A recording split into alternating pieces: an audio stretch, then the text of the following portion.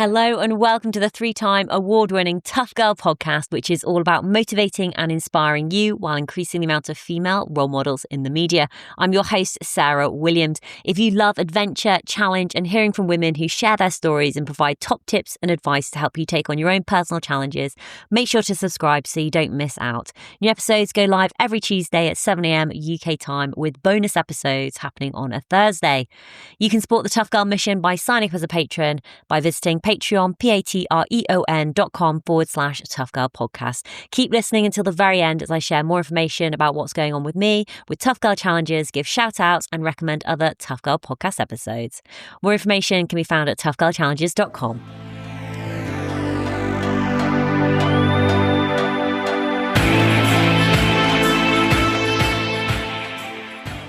I'm Harriet Frost. I'm very honoured to be on the Tough Girl podcast, big listener of the podcast. Most recently, I've completed my second Arc of Attrition 100-mile ultra. I guess I would say I dabble in endurance sports, including ultras, cycling and triathlons. I'm also a race director to 2 current races, soon to be a third, which is a new race coming in 2025. I've had my own business, Grit Culture, for 8.5 years. We work with amazing people doing great things from a business management perspective, which is very, very varied and keeps me very busy. Last year, me and my best friend launched a menstrual cup company called Sea+Flo, which is super exciting, and it also is able to tie in with the endurance side of things. And I'm a very obsessed dog mum. I've got a little working cocker spaniel called November, and I'm just very incredibly lucky to be surrounded by an amazing network of friends and my mum and dad down in Cornwall. Oh, I love it. And I love how all these things sort of connect in with each other, like from running ultras and being a race director, but also grit. I actually love that word, like that grit and that resilience. And then also like sea and flow and dogs. It's like, we're going to be talking all about it. And I actually know your mum, and I've actually stayed in your house where you were growing up because you recommended your mum to come on the Tough Girl podcast.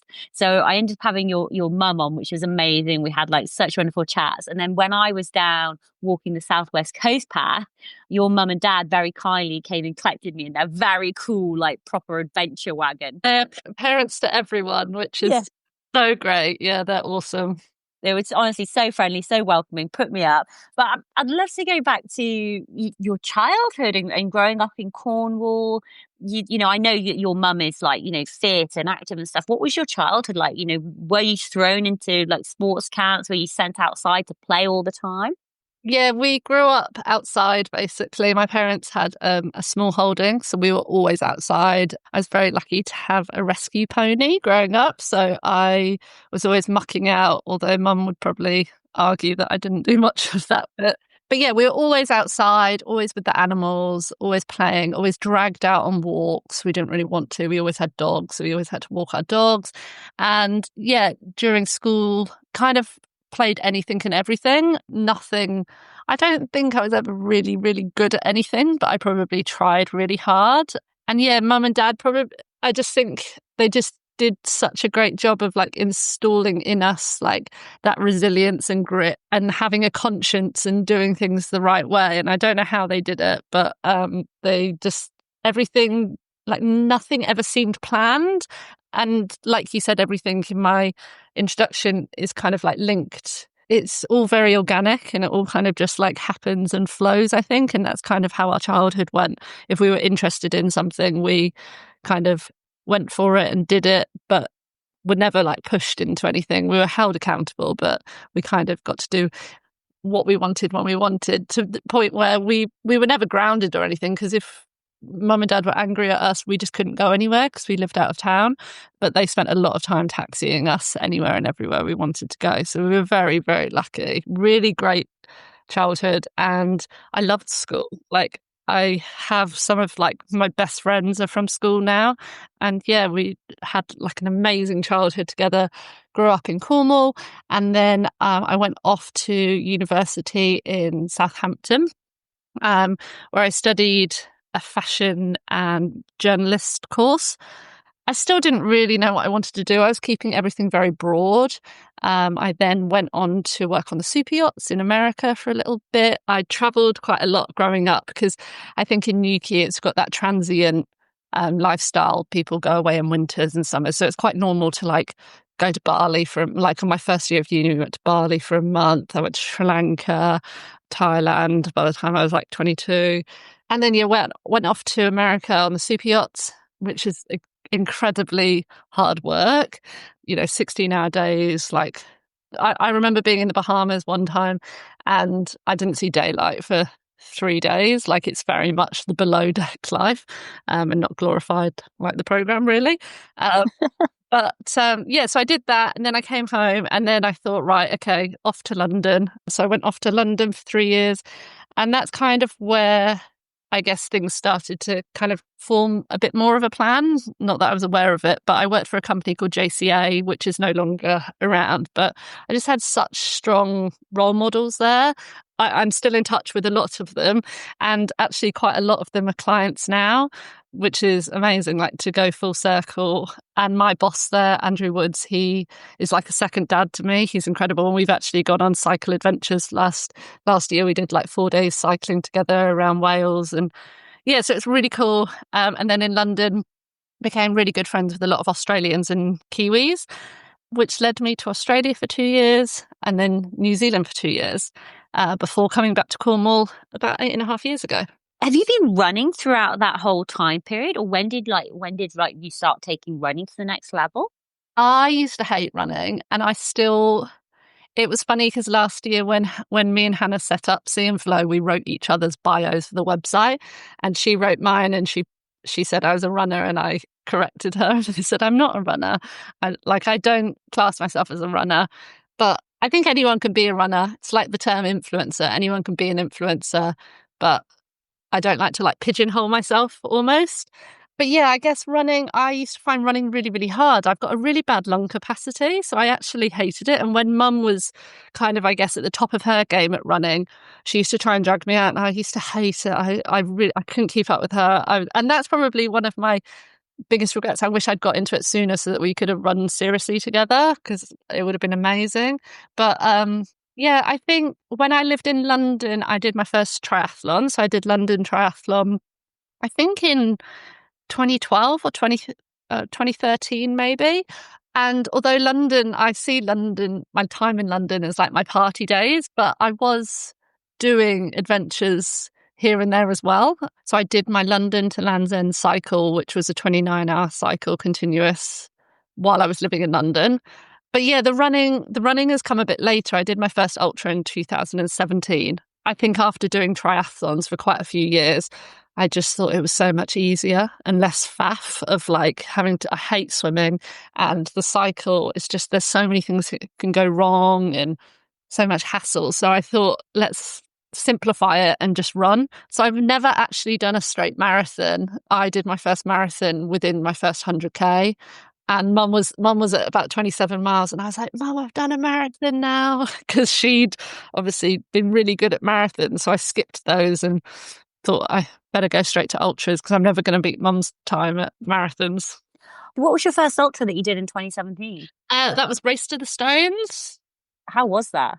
Yeah, it was good. I really enjoyed it, actually. It was good. I think I remember crying a lot at the end because all the measurements were in Ks rather than miles. My watch was in miles. And I had like this, I remember like such a big, bulky watch on as well, like even in 2017. And I think I'd borrowed it off Mum. I don't think I'd even had a watch to train with. I was like, Mum, is it 62 miles or is it 62.5 miles? And she was like, it doesn't matter. Just get to the finish. And it does matter. Like that half mile makes such a difference. And at the end, they make you run down this hill, have a picture with the stones, and then run back up. And I was like, I don't even want to go to the end to have a picture taken with the stones. So yeah, it was an experience. It was good. And I expected to like go to these dark places and have like these revelations. And I didn't. I remember the only thing I kind of thought about was, and I didn't listen to music. The only thing I thought about was me and my mum had gone shopping before the ultra, because when you leave Cornwall, you have to embrace the shopping. And I'd bought a dress for my brother's wedding, which was the week after, and I was like, I'm going to buy it, and then if I like it, I'll wear it. If I don't, I'll take it back.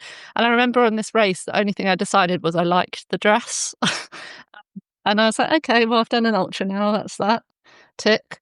And then I kind of left it for quite a few years, and I didn't do another one until I think I don't know if it was last year or the year before. So yeah, 2023 maybe. I did another one. So yeah, I kind of like scratch an itch, and I don't ever plan to do a race. I just, if a race comes up or I think, right, okay, it's time for a challenge, I kind of, when I see what it is that I want to do, I just go after it. And it's just, I can't really explain why I do things or anything. It's just, I see it and I'm like, okay, that's it now. I'm going to do that. Just a feeling comes over me and I just enter and then it's done, basically. So let's talk about that entering that race. Arc of Attrition by UTMB, Southwest Coast Path, 100 miler. Yes.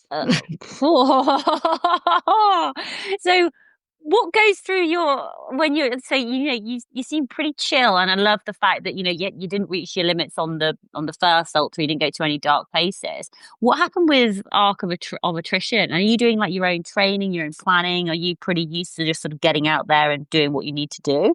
Yeah, so Arc of Attrition happened. I did my first arc in 2024. Yeah, so 2023, I did the Isle of Wight in April. I then did the Plague, which is a 64-mile race at the beginning of August, which is on the Southwest Coast Path as well, but it's an out and back from Porthapian to St Anthony's Head and back. And I still think that's the toughest race I've ever done. But it's put on by the company that previously owned and ran the Arc, which is who I did my first Arc with, the Mud Crew. So Ferg and Jane put on this horrible race, and Andy, they put on this horrible race, the Plague. And I just thought it was really good timing for me because it was at the beginning of August. I could do that. I helped to put on the surf competition side of Boardmasters Festival. So, and that was the week after. So I was like, right, perfect. I'll train, I'll do this race. It'll keep me fit leading up to a busy summer. I'll do this race and then the training's done. I can then do Boardmasters and have a really fun summer. So I did the Plague and it was horrible. But by doing the Plague, they used to hold back a number of spaces for people that did that, which would then qualify them, and they would be invited to do the Arc the following January. So come the Monday after finishing the Plague, when I was hobbling around Boardmasters down at Fistral, I got the email to say, do you want to take up your space at the Arc? And I thought, if I just need to get on and do this because I'm going to be so busy like later this week that I'm going to forget and I'm going to miss this. So even if I just enter, at least I've got it and I can change my mind later. And that was it, really. I entered. So I didn't start training. I do all of my own planning, my training and everything. I don't have a coach. I talk things through with mum, and that's about it. I kind of go on how my body feels, past experience. And I think a lot of people have a coach for accountability and also to try new things. And I think because my schedule is so busy with so many differing factors, I think having someone tell me when to train and what to do, I would find quite hard and quite rigid because everything else in my schedule is quite flexible. But I do think that potentially in the future, I feel like I haven't gone all in on a challenge yet because I've got so many other things to juggle. So that would be something that I'd like to explore in the future potentially. But yeah, I trained myself. With the art, I worked backwards from January and just knew I had to get my mileage up. And it was more about doing back-to-back runs rather than anything too crazy. So I did the Fairy Tale of Newquay, which is an ultra from Newquay to Harlyn and back in December. And that's a 30-miler. But that's as far as I went in one go mileage wise. And then I would tend to do like 20 miles, 20 miles, 20 miles all on like coast path runs back to back, 3 days in a row. I think that mentally is quite tough. And also, I train 95% of the time on my own, which I thought was quite normal. But speaking to people recently, and Ferg, who's one of the race directors for Arc, recently said to me that's really tough how much I train on my own, because I don't really think anything of it going to run the Camel Trail, which is 17 miles flat and boring on my own, but that's kind of my switch off time, which I find with races as well. I think the reason why I do these races is because it's a day without my phone. It's a day without being connected. It's a day where all you have to do is think about one thing. So You said the plague, like the race, was horrible. And whereas the other ones just almost seem, my words, not your words, but almost like easy breezy, a bit of a break from, the rest of life. And it's just almost like it's a simple, fun, relaxing, chill, tough, hard day out. But why was the plague so horrible? What made it so horrible? I think mentally, because it's an out and back run. The Fairy Tale of Newquay is also an out and back run. And I just find it really mentally hard. I tend to be better in the second half. So once I get that first half out the way, that's great. But with an out and back, it's really hard because you're just covering old ground almost. With the Isle of Wight, I really enjoyed it because you go all the way around the Isle of Wight and you feel like you're covering ground. It's like there's a purpose. Whereas I feel like an out and back, it's almost it's almost pointless in a way. You're not going anywhere. You're going there and you're coming back. Whereas I like the idea of using running as like a mode of transport almost. But specifically with the plague, I found there was just a really low point and I was getting close to cut-offs. I mean, I'm definitely, mid to back of the pack, and I was getting close to the cut-offs and it's just quite stressful. Like I haven't had a DNF and I never really want a DNF because mentally I just think that's so hard. And I got pretty close. I got pretty close on the plague and I've got pretty close on both of the arcs. Probably the closest in time wise, I got to a DNF in my first arc, but mentally the closest I've got to a DNF in my second arc, I would say. Did you get to dark places in those races? Did you feel as though you were actually being mentally, physically challenged, or do you still think there's more in you? I think there's still more in me. Which is a bit frustrating, I guess. I think physically there's definitely more in me. I think I'm training alongside a full-time job, alongside being a race director. So with the Arc, I do the Arc one weekend. The following weekend is Newquay 10K, which I'm race director of. So it's a very stressful 6 weeks leading up to a race of my own, but also for 900 people. So it's quite an intense time. Whereas I think if I stripped everything back and trained solely for a race, there's a lot more in the tank. And I hope that I'll get the opportunity to go all in on something, but I don't know what that will be yet. Yeah. There's so many things going on. Race director, companies, grit culture, Sea+Flo, looking, you've got a dog as well. How are you, and obviously you said you do have sort of a flexible schedule. How is that working for you? Are you, getting up at like 4 a.m. to run? Like, when do you run? Like, how do you make it work for your life? Yeah, I'm really lucky that my parents support me so much. Like, I'm really lucky in the sense they will drive me for recce's as well. So I don't have the wasted time of like parking a car at one end and running it out and back. Like, my mum will drive for an hour down to Land's End, let me run for 4 hours and pick me up in St. Ives. Like, it makes it so much easier logistically. And like with my flexibility of like the businesses, I can run in an afternoon from 12 until 5 and then work in the evening. So I'm really lucky, and I really take my hat off to anyone that's got a standard 9 to 5, because I don't know how you quite do it. Also, as a female, like we're training in the middle of winter, I do run in the dark and I feel safe physically, but like mentally, the stress of running in the dark as a female when you're training it's quite stressful, and that's so much wasted energy. Out on a race in the dark, it does not bother me for 1 second. And I actually quite like it because you keep super focused. And I think there was a lot of talk about it going into the Arc this year with the women. There's a lot of women worried about running in the dark. But I think on a race, you've got a tracker, you've got other runners around, everyone kind of knows where you are. But training, you don't know who's around, you don't know.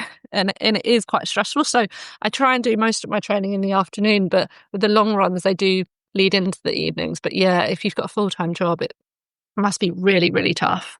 Mentally getting out the door, like I feel as though that could be quite tough. But do you have like when you lose like your running mojo, or you're just like not in the zone? Like how do you motivate yourself to get out when you're just, when you've already done like the past 2 days, you've run 20 miles each day? Yeah, I think I used to find this a lot harder than I do now. Like, I do definitely believe in the discipline over motivation. I think you've just got to have that discipline. And I think the busier you are, the more you're like, well, I've got this window. But now, especially with daylight, like you have to get out at 12, otherwise it's going to be dark by 3 in the winter down here. So I think that's one aspect of it. But yeah, obviously it's not always like hard. It's not always easy, and you don't necessarily always want to go out for a run. But when you've got a goal, of 100 miles, you can't be missing runs. Like, you just need to get those miles in. You need to, and also some runs, it's not about the physical, it's about the mental training. Like, sometimes I'll go out and I'm like, my body's not feeling this today. But that's when this is a mental run. This is a mental training run. Like, getting 20 miles done today is actually going to train my mind so much more than it's going to have any effect on my body.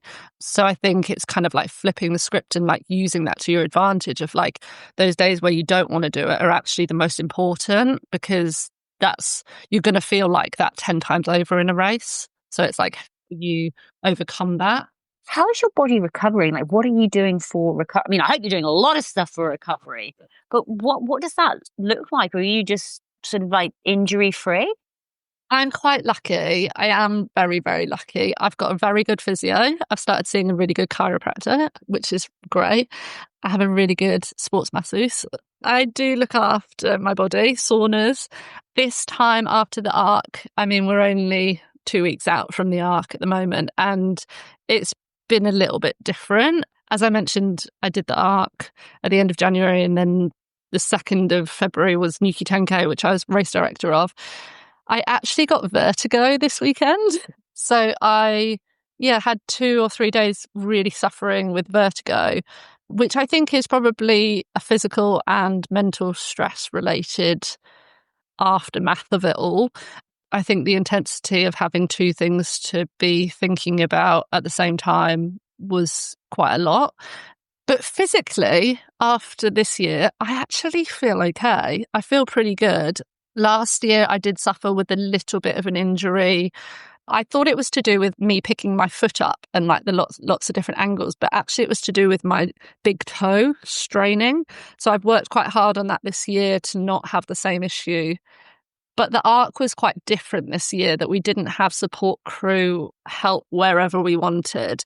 Because UTMB took over this year, we only had support crew in 4 stations, at 25 miles, at 55 miles, and then 2 stations at 10 and 5 miles from the finish, which, considering underfoot, we had like 2,000 runners. The terrain, the mud was insane in some sections.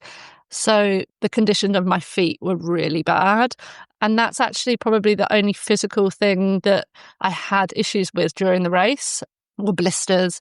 I've never really suffered with blisters so bad. The Arc last year, I had 1 blister. It popped at Land's End when I was running, and that was it. Whereas this year, I finished with about 6 very big blisters on my feet, and a couple had already popped, just because you're in wet shoes and for 30 odd hours. Last year I changed my shoes a lot, which helped, whereas this year I was only able to change my shoes twice. How many pairs of trainers do you own?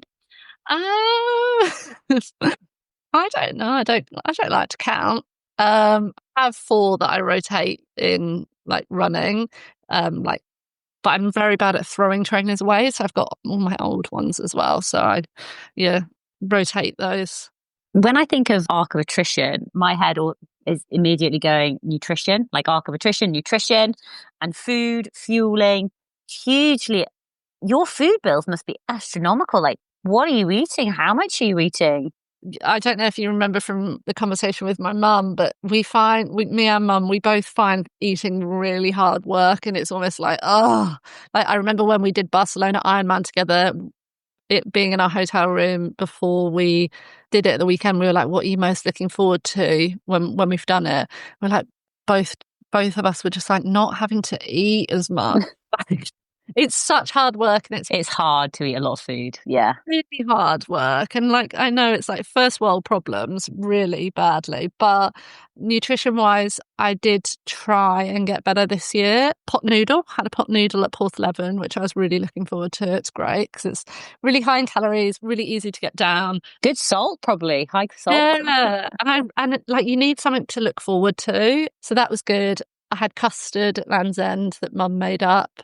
And I have Morton's. I use Morton's drinks, Morton's gels, and then just anything and everything that I can get down, really. Snacks, malt loaf, great. I'm more of a savoury person, so it is a bit harder because you have the sweets and everything, but you just get a bit sickening. But I think nutrition-wise, I was okay. I know everyone puts so much emphasis on nutrition, and I know it is really, really important, but I kind of think of like my mum when she did London Marathon years ago. You know, she was having a sip of water. She wasn't having a gel every half an hour and like looking at her calories and like analysing it all. I think we are all capable of a lot more on a lot less than we think. And although it's really important, like I'm not going to starve to death in 30 hours. And as long as I've got enough energy and I can keep going, then I'll get to the end. But also Red Bull. I love Red Bull. Red Bull was a good saviour as well. Would you eat when you're out training on your 20 milers or not really? Yeah, okay. I would try to. I because it's just all practice for me. It's just the process of like getting it down me. Like if I went and did a 20 mile and I wasn't training for anything, I probably wouldn't. But for me, I just want to practice everything that I can, including like carrying enough liquid, carrying your snacks, physically eating. I'm really lucky that my stomach is actually, I've never, touch wood, had any issues with my stomach. And I know that that's actually a massive factor in a lot of endurance athletes that, they start throwing up or they can't stomach anything. I can stomach most things. Like I could have a roast meal and go and run 20 miles. Like it actually wouldn't affect me. So that is a real benefit. Because there was a guy that just broke the record for a big 100-miler and he was a track runner. And part of his training was he studied competitive eaters to know how to get enough calories in to maintain calories in versus calories out. So yeah, there's definitely scope. I could do more in that, but I just think as long as you can get something in you and you're feeling okay, I think a lot of it is the mental side of like not wavering. Like towards the end of the arc this year, my head had gone a little bit, and that was probably due to not taking on enough calories towards the end. So it would be great to talk more about like periods and menstruation and Sea+Flo, and just sort of like, training with your period. Like, do you have your period? Like, how do you make it work for you? What does that look like? Yeah, so I'm really lucky. I've got a very regular, consistent menstrual cycle. This was like not, it was like it was a business move, but actually, obviously it's not planned. But on the Fairy Tale of Newquay that I did in December, which is a 30-miler, I came on my period that morning. So I just popped my menstrual cup in, my Sea+Flo menstrual cup, and then ran 30 miles, did not think about it again. And I was like, this is like gold. Like this is business marketing because Sea+Flo is a reusable menstrual cup company. And we basically took over a company that had started. Me and my best friend Hannah, who is a nurse, when we lived in New Zealand, we started using menstrual cups about 8 years ago.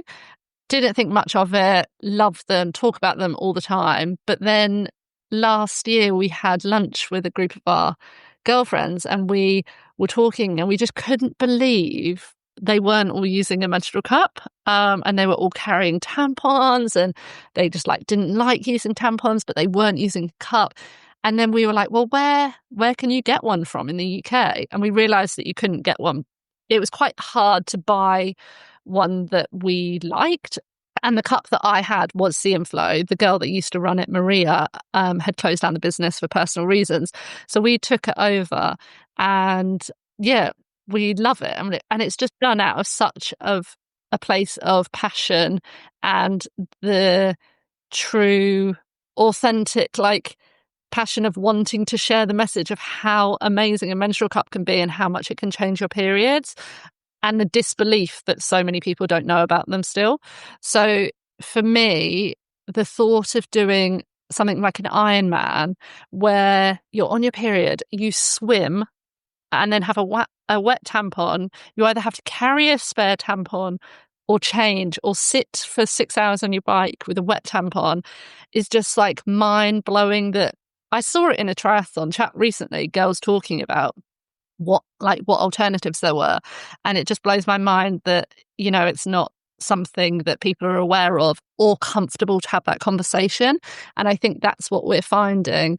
It was figuring out why people aren't using them. And I think a big part of that is fear and understanding and having a safe space to ask the questions which people think are silly questions, because I think our generation are of a generation where we didn't openly talk about things. We didn't necessarily get the education or exposure to things or the right terminology as well. So I think making it more of a conversation, and allowing people to ask questions that they potentially might not have anyone else to ask as well.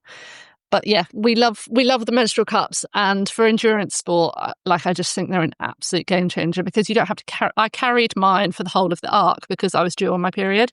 And I didn't think about it. Didn't matter if like my bag got wet. Didn't matter. You know, I just didn't have to think about it. It was there if I needed it. I'm just thinking like public bathrooms. Recently at the train station, you don't have a sink in your bathroom stall. You've got 20 odd people waiting for you. You need to empty it out. You have to take it out, either empty it in the toilet, then hold on to it while you pull your pants up. Yeah, I did it recently because I tested it. Because I think because I work so freely at home, I often forget that people are in these situations. But I tested it recently in IKEA, and I took it out in IKEA. I emptied it in the toilet. I gave it a quick wipe with toilet paper, and I popped it back in. And it was a 2-minute thing, easier than unwrapping a tampon and like dealing with a dirty tampon and a clean tampon. It was so quick and easy. And I think the thing people may not realize as well is a menstrual cup, it can hold 3 times more than a tampon. So you actually change it a lot less. So if you pop it in the morning, you may not even need to change it before you get home in the evening. And you might change it once if you're a heavy flow during the day. Other than that, you're changing it in the morning, you're changing it in the evening, and away you go. Oh, that's interesting, because I didn't even think that you could like clean it with tissue paper. I thought you had to like wash it out. Yeah, I think as long as you wash it out like in the evening. So say if you changed it in the day and you just gave it a quick wipe, and then I think people, when they come to think about menstrual cups, they overanalyze everything. Whereas, do you think about your tampon? Like, do you think about where that's come from? Do you think about what the chemicals that's been treated with, or where that paper that's wrapping it has been? Whereas when people start thinking about the menstrual cup, they're quick to like, oh, well, not make up excuses, but like have reasons why. And actually, we don't do that with the current situation you're dealing with. And I think, yeah, it's just, it's really interesting to get people's feedback and people's kind of reasoning for not doing it. I think as women, we're often guilty of just getting on and just doing it how we've always done it and just up with it, and not necessarily realizing that there could be a better way. And it could be like the thought, having used a cup for 8 years now, the thought of using a tampon is it actually like physically, ugh. Yeah. When I did the Appalachian Trail many years ago, I actually did take, and maybe I had like the wrong menstrual Yeah, cup. this is it. I think everyone's different as well. Like, because you've tried one cup doesn't mean that cups aren't for you. They do vary a lot. if you're out in the wilderness for like 3, 4 days, and I'm stoveless as well, it was like the hygiene for me. Like, so yeah, so I can clean, use like a gel on my hands and stuff, empty it out. But then it's like, I don't know, it just felt gross to like. I think if you had a little bottle of water, give it a little swill, I think that would be absolutely fine. So you've taken over the whole company. Yeah, me and Hannah. Yeah. Brilliant. And so have you got like a dedicated website for it? People can just go online and order it. Yeah, seaandflow.com, and we've got an Instagram, seaandflow, as well. And we've got email hello@seaandflow.com. Like if anyone's got any questions, I think because I was clueless when I started using it, I was absolutely clueless as well. 8 years ago, I was on the phone to Hannah being like, oh my God, I can't get it out. It's lost. It's going to like go inside me. And she was like, there's nowhere where it can go.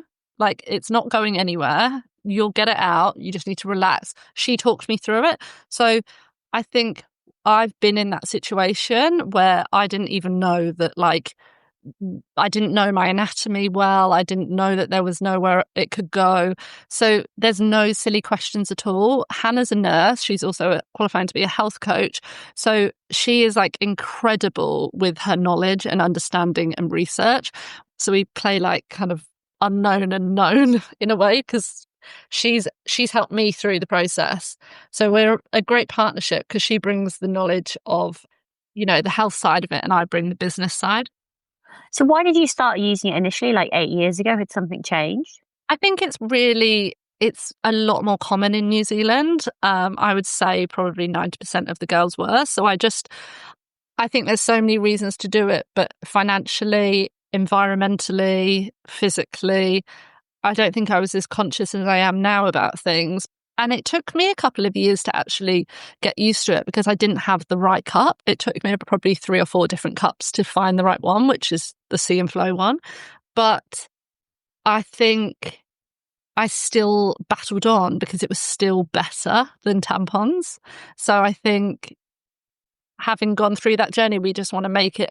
We've converted people recently that have been really like unsure, really nervous, and they've managed to get on board with it within one period, which is like so amazing. And we're just so excited. Like we're not necessarily in this for the money because we're selling people a cup that then lasts them 10 years. And apparently this is why they've been around since 1930s, but they're not big money makers for the big tampon companies because it's one sell for 10 years. But our theory is if we sell one cup to every woman, like we'll still be millionaires, But it's just the difference that can make to women. I just think it's such a game changer, especially in sports. I just think, yeah, absolute game changer. I'm just wondering, why do you think is New Zealand so far ahead in like the menstrual cup game than say like the UK? I think Australia and New Zealand are very health conscious. They're very outdoorsy, environmentally. Like they're very close to things. Like I lived in a little town called Napier in New Zealand, and you could get vegan, gluten-free, dairy, like non-dairy things in like little bakeries. It's just a standard. Whereas like here, we're just catching up to that. I think they're very ahead of the game with health and wellness. To a certain degree. Obviously, there's both ends of the spectrum. But I think when I lived in Sydney, there's nowhere else that like the quality of life there is insane. And it's you look at your health in a whole different, if everyone around you is being health conscious, it rubs off on you. It's that thing, isn't it? Like the 5 people closest to you, Yeah, you're hanging out with people who are ultra runners, they're training, they're hitting the gym, they're prioritizing their health and their wellness and their fitness and stuff. You become more like that. I mean, I even remember when I was in London, there was one point where like all my friends were running a marathon and I wasn't, and I was literally like, well, they're all talking about running. I've got to run a marathon because I've got, like I need to, stay with you want to stay with you, doing what your friends are doing. I think as you get older, I kind of made a conscious effort last year as well with that. I think you can pick your friends and you can choose who those 5 people are around you, and it might change through the course of your life, but I think you can really like seek out those people to your advantage as well. Like if you want to be going far in business, like surround yourself with like badass women in business. Like it's because everyone gets something from it as well. It's the encouragement, it's the support. I mean, I remember for me with, with like the podcast, like just even just connecting with other women who are in Yeah. podcasting, like they could understand like what you're talking about. And it's, Yeah. Yeah. it is really fun. I think a big part of like, me plucking up the courage to do this podcast and also, putting myself out there a bit more is I just think, and I don't know if I class myself in this yet, but like, I just think there's so many people out there that are doing so much. And like your podcast obviously is key to that. There's so many women doing amazing things that just don't get any airtime. And there's some people out there doing not very much, or they'll do one thing amazing and they'll have like a film crew there and like get 100,000 followers and they get more airtime. And it's just, I just think it should become more about what you're doing rather than necessarily how you portray it.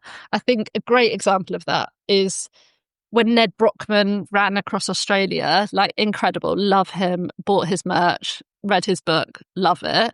But then you'll know Nikki Love, who I think you've done it with. She did it like a few weeks later and broke the women's record. Ned Brockman didn't break any record. Nikki Love did, and she didn't get any airtime. It's just, I just think we need to. Hannah Paradise, a really good friend of mine who has an amazing company called Yogo, she was on a podcast recently and she said it's not about beating the men, it's about winning for the women. And I just think that's like such a great quote. But it's also about, it's not necessarily a male female thing. It's just about like giving people the airtime they deserve as well. I worked with Jasmine Harrison, who I think you've also done a podcast with. She swam the length of Britain. She's did a world record row across the Atlantic. She wants to write a book. She's got a book. And Penguin wouldn't touch her because she doesn't have 100,000 followers. Because she's so busy out there doing the adventures. She wants to be doing the adventures. She doesn't want to be shouting about them. And it's like that is the thing that's a little bit wrong with society at the moment. We should be backing those people that have got amazing stories to tell rather than the people that have maybe got one story to tell. Yeah. So recently, in my community, the Tough Girl Tribe, Zoe Langley Watham, who's also been on the podcast, shared a post about this. I think this young girl.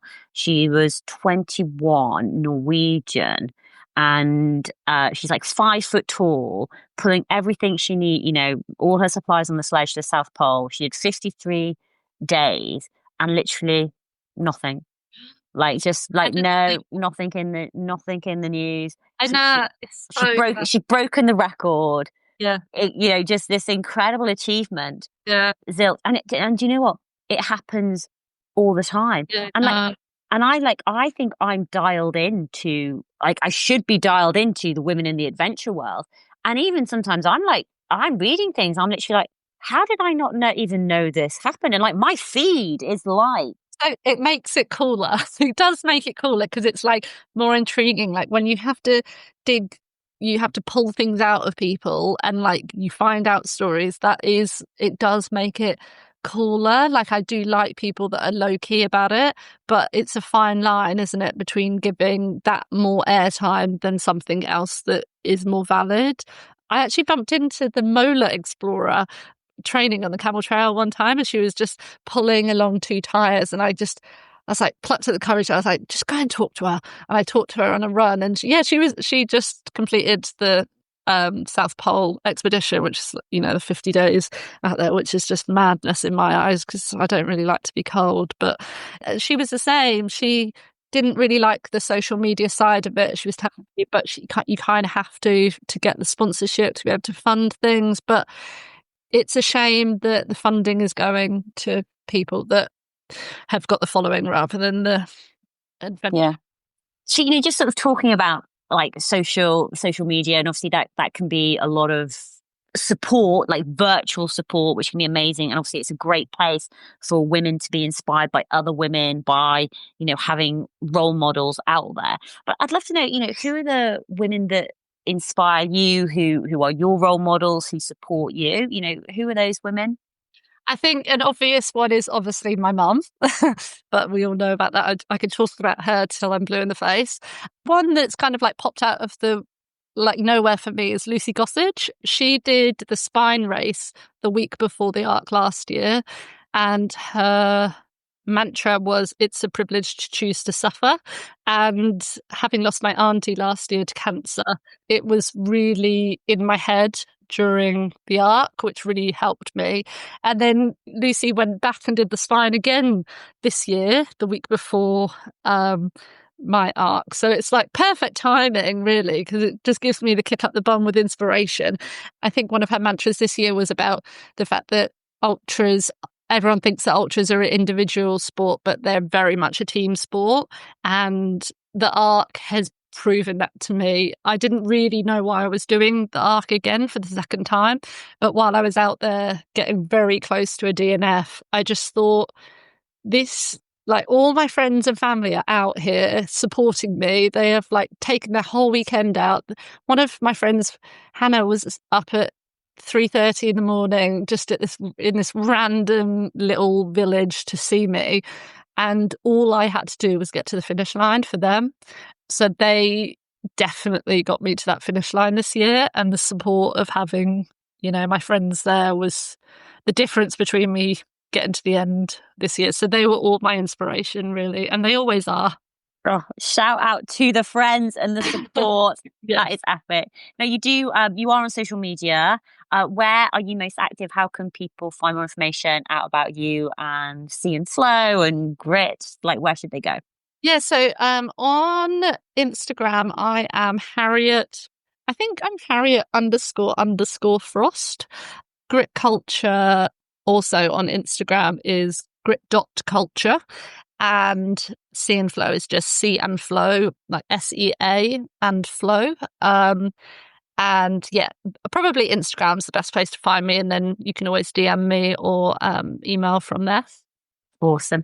And Harriet, I'd love for you to have the final words of advice, final words of wisdom for other women out there who, want to step outside their comfort zone, who want to follow their passions, whether that's in business or endurance sports. What advice would you like to share? And you can take that in any direction you'd like. I think we've all got so much inner grit and resilience within us.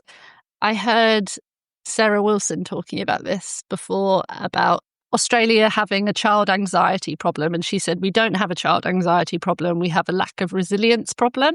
And I think that's really stuck with me. If we build our resilience within physical sport or challenges, then we have that resilience throughout our lives, and to help us tackle, other challenges that we might have in our personal or work life. So I think you can get so much more out of these challenges than just, getting to the finish line. It kind of gives you the strength to be gritty and resilient in anything that you do. Oh, I love that. Be gritty and resilient in the things that you do. Harriet, thank you so much for coming on Tough Girl Podcast to share more of your story. It's been absolutely inspiring to speak to you. Such a pleasure. And best of luck with all the future challenges and adventures. Thank you so much.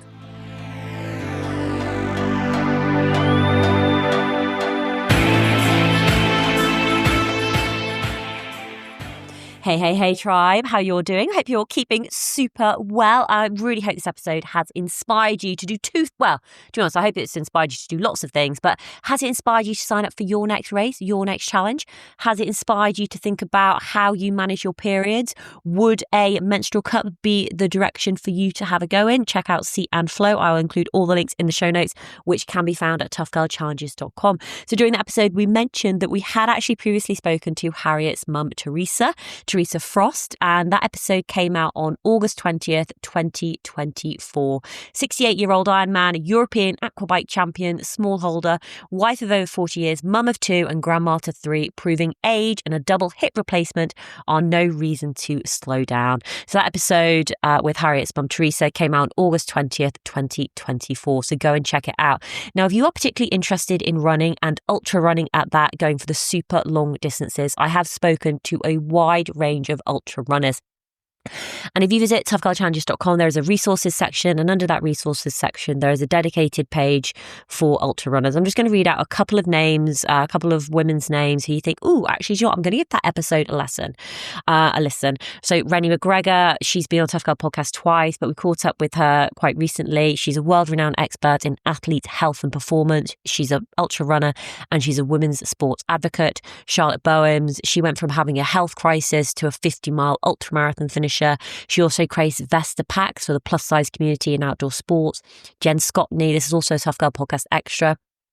She shares more about her new book, Running Through the Dark, The Rise and Fall of an Ultra Runner, a story about resilience, about never giving up, and about battling through the night and always believing that there will be a new dawn.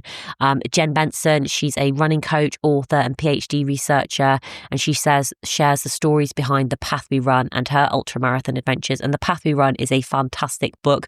It does come with a warning, though, because if you read this book, you are definitely going to be thinking about signing up for running 100 miles. We've spoken to Sarah Perry. She's an Innovate ambassador who's set records, most recently on the Southwest Coast Pass, 630 miles, with a fastest self-supported completion.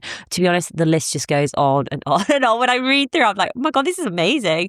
Dr. Kaz Williams, performance psychologist, certified running coach and ultra runner, striving to help people discover their mettle. We've spoken with Beth Whitman, who's completed the Grand Slam Plus with Racing the Planet. This included running 5 separate events, the 250k across Georgia, the country, the Nambian Desert in Nambia, the Atacama in Chile, the Gobi in Mongolia, and running on Antarctica. Absolutely incredible. We've spoken to Lauren Byhofer, who's a biochemist, ultra runner, coach, and mum of 3. She's passionate about helping women over 40 feel and perform the best. Honestly, as I just scroll through the list, there are just hundreds of women who've shared their stories. And I think the key thing about the Tough Girl podcast, and I really do hope this message comes across, it is not about comparing yourself to other women. It is about comparing yourself to you. It's about your challenge, and it has to be personal to you. It has to be a challenge that excites you. It doesn't matter what other people are doing. It matters what you are doing. So if you haven't got a challenge at the moment, really think, what do you want to be doing? What is the next goal? What is the next challenge? And if you're not sure, then continue listening to episodes of the Tough Girl podcast. Maybe have a notebook handy, maybe jot down a couple of things that excite you, maybe start thinking how you can incorporate the training into your life, how you're going to make it work for you and your lifestyle, because everyone's life is different. Everyone has different commitments, everyone has a lot going on. So figuring out what is going to work for you is going to be incredibly powerful. If you want to support the Tough Girl mission to increase the amount of female role models in the media, then please do visit Patreon, patreon.com/Tough Girl podcast. And you can sign up as a patron monthly, annually, all whole variety of different currencies. It makes a real difference having that monthly support. It helps to fund the running costs and allows me to produce these episodes on a weekly basis. So new episodes come out every Tuesday at 7 a.m. UK time, with bonus episodes coming out on a Thursday. And what else do I normally say at this point? I've told you to check the show notes. My personal update from me, not much is going on. I had a blood test recently. I'm just trying to sort out whether I'm anemic again because I'm feeling very tired. But I'm waiting to speak to the doctor. Otherwise, life is good. I'm training like 3 times a week. I want to up it, but I'm struggling to increase my training just because I think I'm anemic again, which is obviously not where you want to be when you need to start upping the ante. But do you know what? I will figure that out. What else have we got going on? That's pretty much it. I'm loving the fact that we're coming into summer now. Like, I don't know if you know, but you probably know that I do love the sunshine. Anyway, enough chatter about me. All that's left for me to say is, wherever you are, whatever you are doing, give it your all, give it 110%, get after it, go for it, believe in yourself, because I believe in you. Take care, lots of love, and I'll speak to you soon. Bye.